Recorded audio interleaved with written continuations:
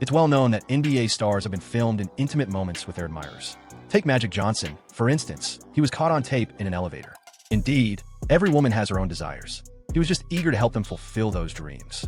It was my scene, having exhilarating moments with numerous admirers during the Tristan Thompson cheating saga, captured on camera. Meanwhile, Josh Giddey became an internet sensation through a clip involving a minor.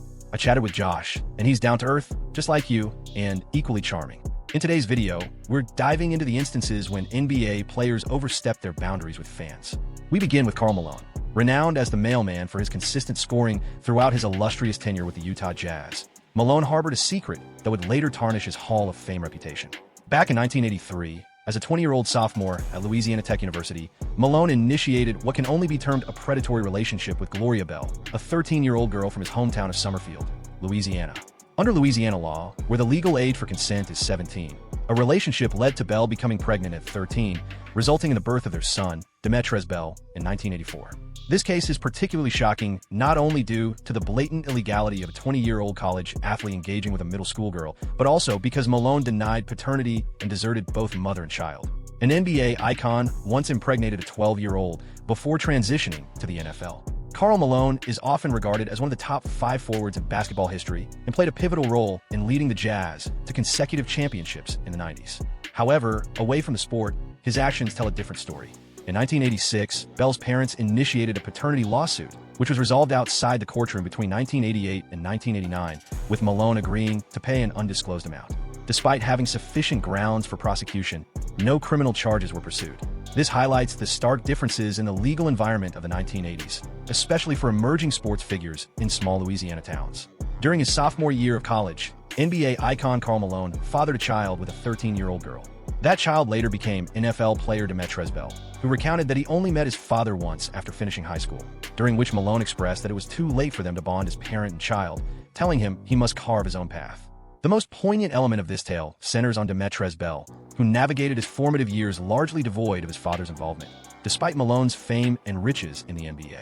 Ironically, Bell carved his own path as an NFL player, experiencing athletic triumph while grappling with the emotional weight of his father's absence, a Hall of Famer.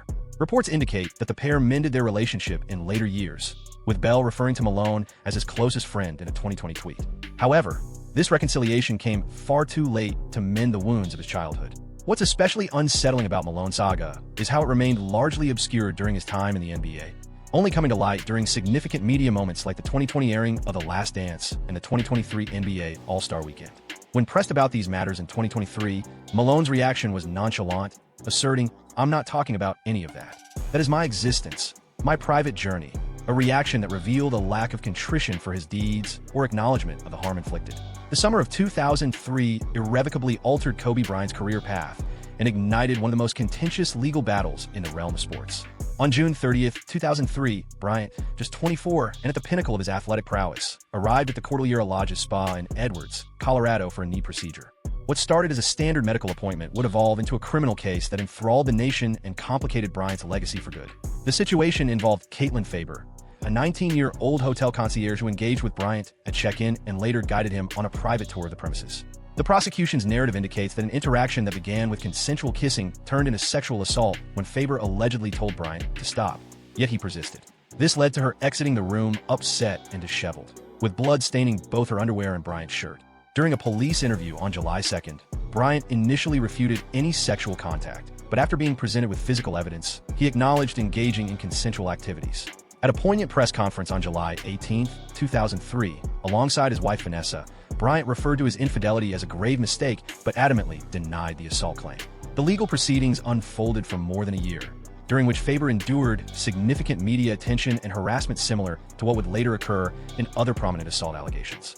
Her identity was disclosed repeatedly, resulting in death threats from Bryant supporters, which included one individual who received a 4-month prison sentence for threatening her life. In September 2004, as jury selection commenced, Faber notified prosecutors that she could no longer testify, citing the heavy emotional burden of the proceedings. The criminal case was ultimately dismissed. However, Faber pursued a civil lawsuit that reached a settlement in March 2005 for a reported amount exceeding $2.5 million. A pivotal element of the resolution was Bryant's written apology.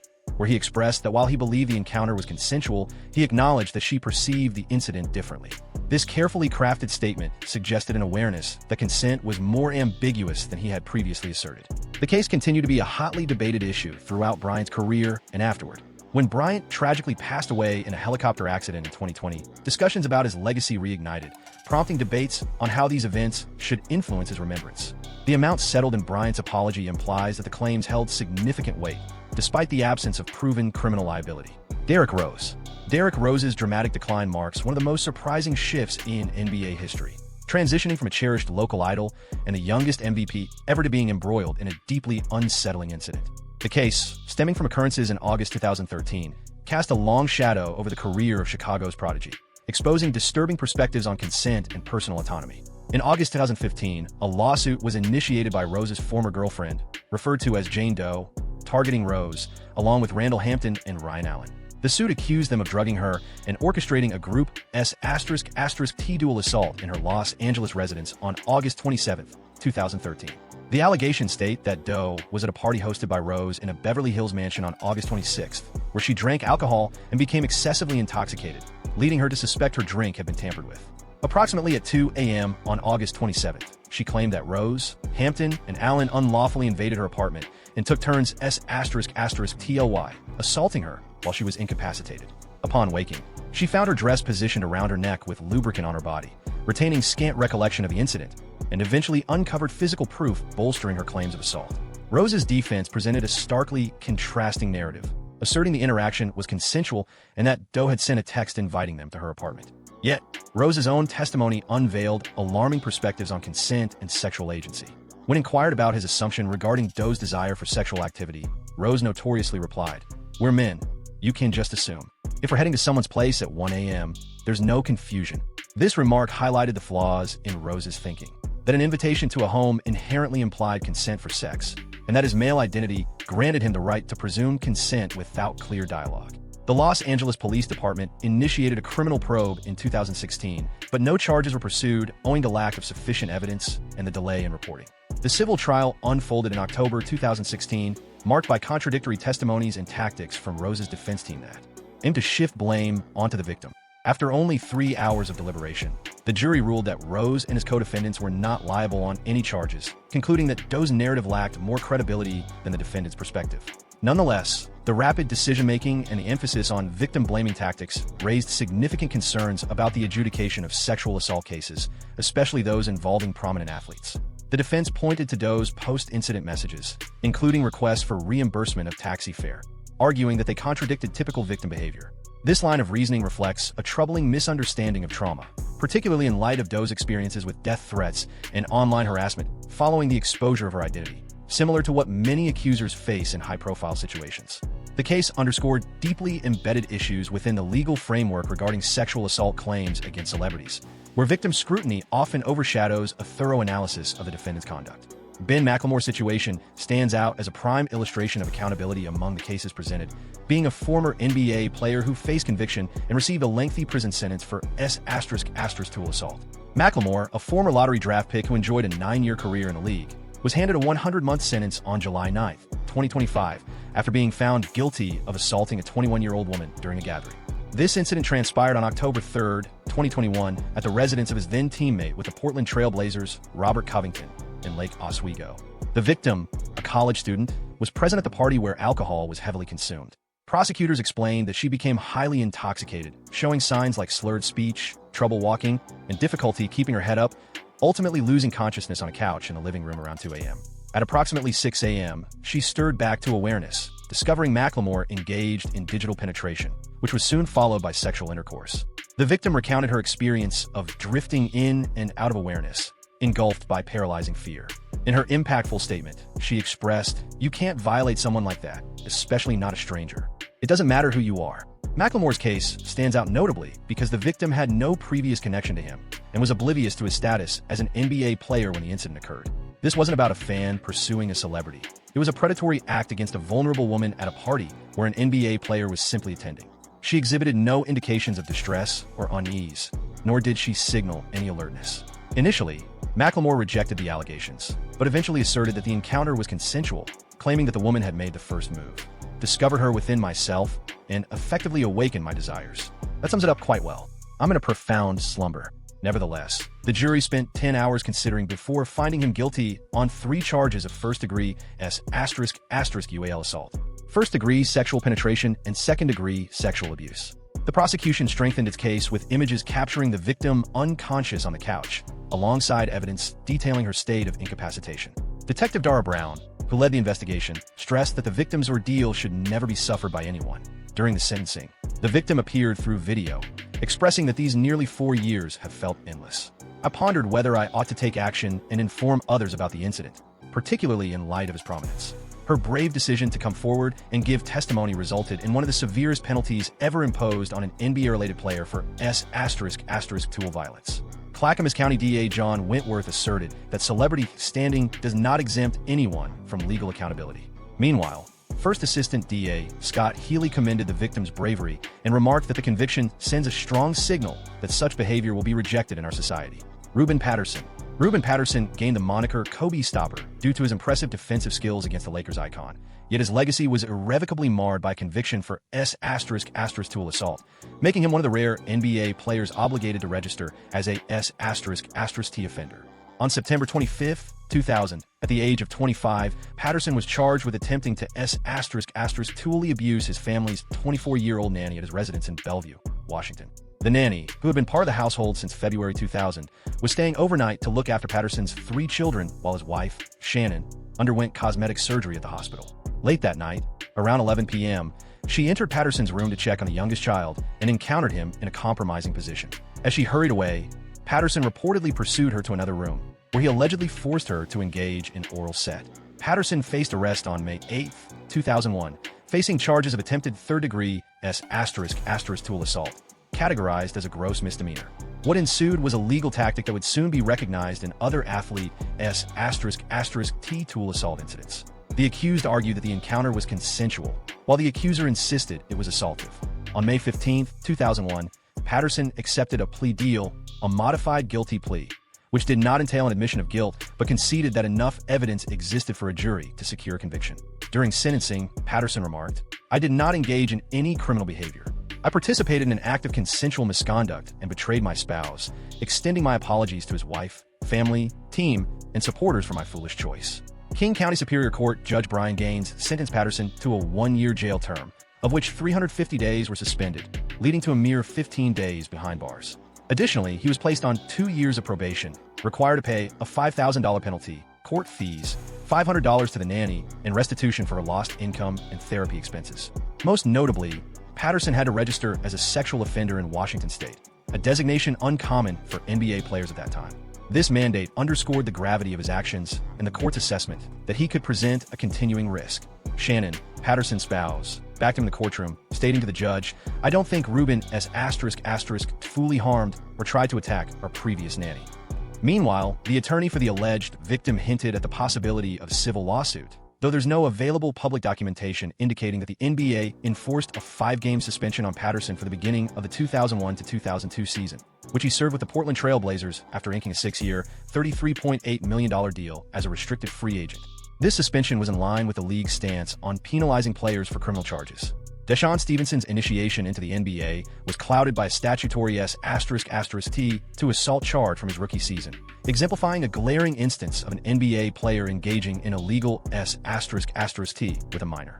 On June 6, 2001, Stevenson, at the age of 20 and part of the Utah Jazz, was involved in consensual T with a 14-year-old at a Howard Johnson's motel in Fresno, California. Stevenson and his companion Deshaun Anderson, both 19, had brought the 14-year-old girl and her 15-year-old friend to their motel after buying a bottle of brandy. The girls, familiar with Stevenson and Anderson from their Fresno neighborhood, where Stevenson was known for his basketball prowess, chose to drink brandy mixed with coke, resulting in their intoxication. The 14-year-old informed authorities that she engaged in consensual T with Stevenson, admitting, "Had I not been so intoxicated, I likely wouldn't have had T with him." This remark highlighted the intricate issues surrounding the case. Although she described the T as consensual, her inebriation and minor status rendered her unable to legally consent in California. The matter came to light when the 14-year-old's mother, worried about her daughter's tardiness, confronted her, learned about the events, and reached out to the police. In a key revelation, Stevenson confessed during a recorded phone conversation with the mother that he had engaged in sexual relations with her daughter. He turned himself into the Fresno police on June 19, 2001, following charges of statutory sexual assault with violence, a serious felony that carries a maximum sentence of 3 years. He was subsequently released on a $5,000 bail while awaiting court proceedings.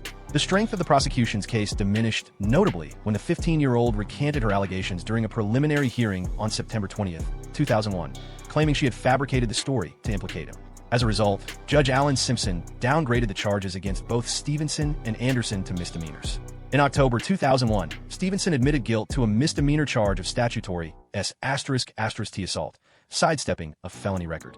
On the first day of that month, he received a sentence of 2 years probation, was ordered to complete 100 hours of community service, and pay a $500 fine. Importantly, he wasn't mandated to register as a S***T offender, a requirement imposed on some fellow NBA players with similar convictions. The NBA chose not to suspend Stevenson, permitting him to participate in the 2001 to 2002 season and attend the Jazz's summer training. This lenient approach from the league illustrated the varying standards of accountability during the early 2000s, especially in contrast to more contemporary cases. The situation also underscored how celebrity appeal can grant access to young individuals in tight-knit communities.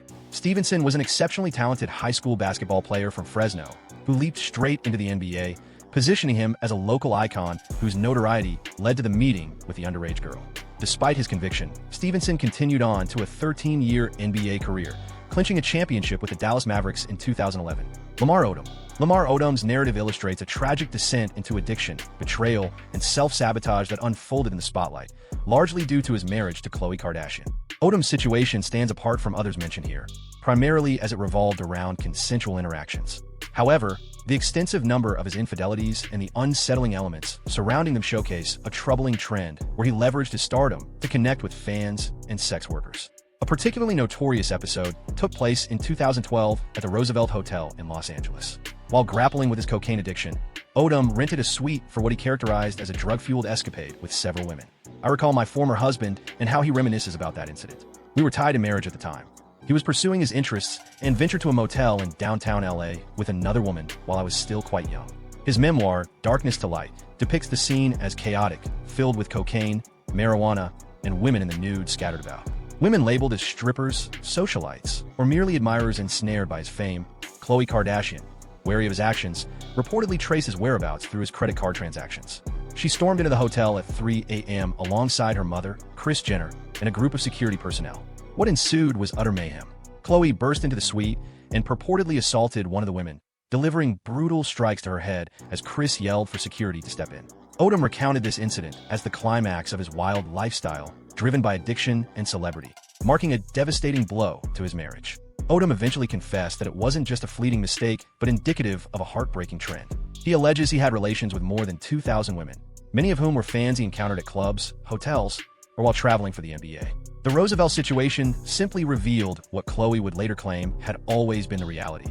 I discovered he was unfaithful for most of our marriage. Paul George. The saga of Paul George stands out as an unusual NBA controversy that originated from a fleeting romantic encounter, evolving into a complex, enduring relationship.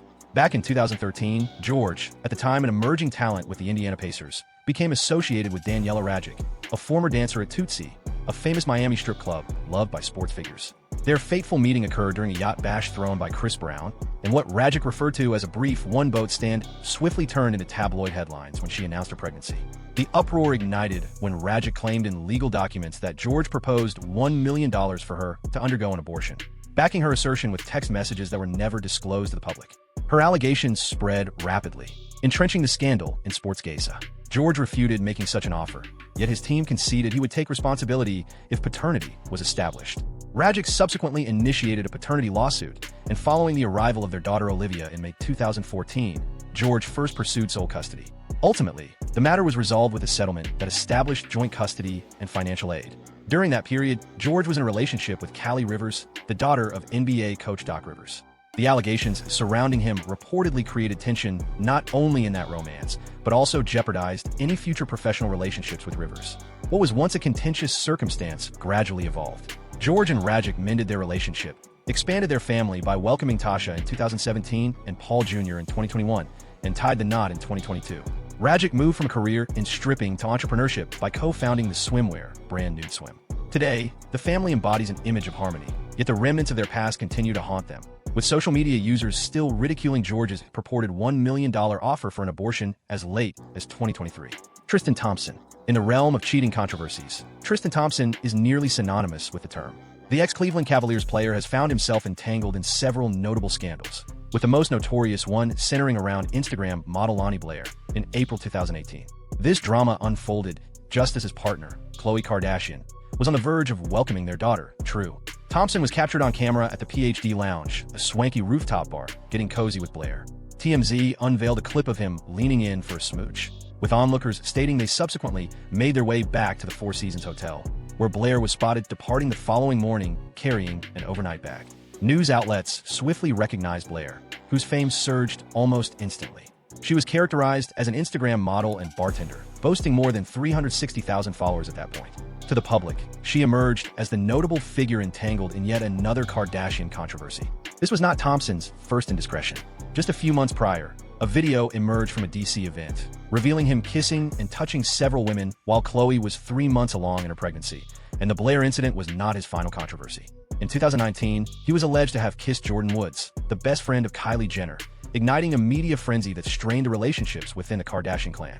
Then in 2021, Thompson welcomed a child with fitness expert Marilee Nichols, all while he and Khloe were attempting to mend things. As for Blair, she chose not to exploit the situation, telling Us Weekly at her birthday party later that year, "I just want to have a good time tonight," but the harm to Khloe's trust had already been done. According to a segment on This Nation, Thompson's approach to dating women was quite methodical. He reportedly utilized Instagram DMs to reach out broadly, arranging encounters while on the road for games. He was indeed messaging these women.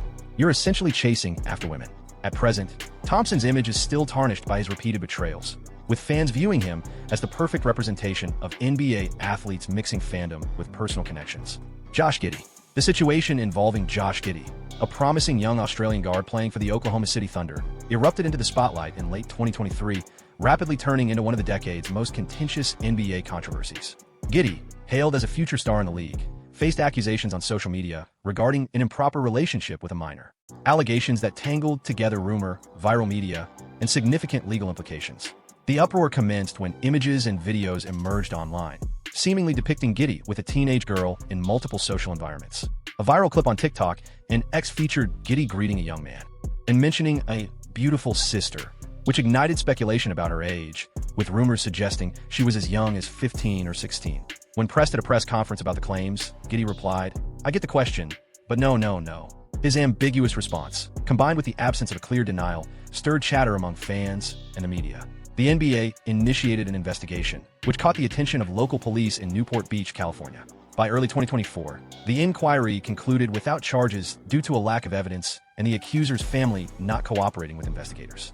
The absence of a clear resolution cast a shadow of doubt, prompting some supporters to rally in Giddey's defense, claiming the proof was not definitive. Meanwhile, others argued that the situation was unsettling regardless of the legal ramifications. This incident underscored the current climate surrounding NBA controversies, where even unverified claims can rapidly gain traction online. Unlike previous scandals that surfaced gradually via newspapers or tabloids, Giddey's controversy played out instantly on TikTok and Instagram, where clips, memes, and speculation shaped the story ahead of verified information. When it comes to discussions of NBA players' romantic involvements, no narrative can overlook the legendary case involving Magic Johnson. In 1991, Magic Johnson made a jaw-dropping declaration that he had been diagnosed with HIV. This news sent shockwaves through the sports community, not just because of the prevailing stigma surrounding the illness, but also due to the implications it had for his personal life. In an elevator? Certainly, various women harbor unique fantasies, and ensuring they fulfilled those desires was central to my approach. That was just my style. You were indeed Magic Johnson, and that's perfectly fine. You embraced the thrill of being a daredevil at times. Johnson openly acknowledged that his existence during the Lakers' Showtime period was filled with numerous interactions with women, many of whom were fans, groupies, or admirers traveling alongside the team. He himself expressed that he had encounters with hundreds, possibly thousands, of women throughout that time. There was a moment when I found myself with 6 women simultaneously. Just 6 ladies. Was that a challenge, or was it your desire? It was a mix of both, likely predominantly mine. His frankness about his numerous partners, paired with his prominence as a top player in the league, highlighted the deep connection between celebrity and indulgence in the NBA during the 1980s. Yet his diagnosis marked a pivotal moment, not just for Johnson himself, but for the broader discourse on HIV and AIDS in the US. Back then, the illness was largely seen as incurable, with minimal knowledge regarding its treatment or how it spread. Johnson's courageous decision to go public turned him into a beacon of caution and a worldwide champion for awareness. Though a number of supporters first responded with apprehension or mockery, Johnson's determination shifted public perception. He continued to enjoy a lengthy and fruitful life, actively participating in business ventures, charitable work, and even making sporadic NBA appearances. However, the circumstances surrounding his HIV diagnosis and his many intimate encounters with fans remain integral to his cautionary narrative. Magic's experience stands out distinctly among similar stories. Rather than being marred by betrayal or illicit behavior, his legacy showcases someone who lived boldly, yet transformed his misfortunes into a platform for advocacy and education.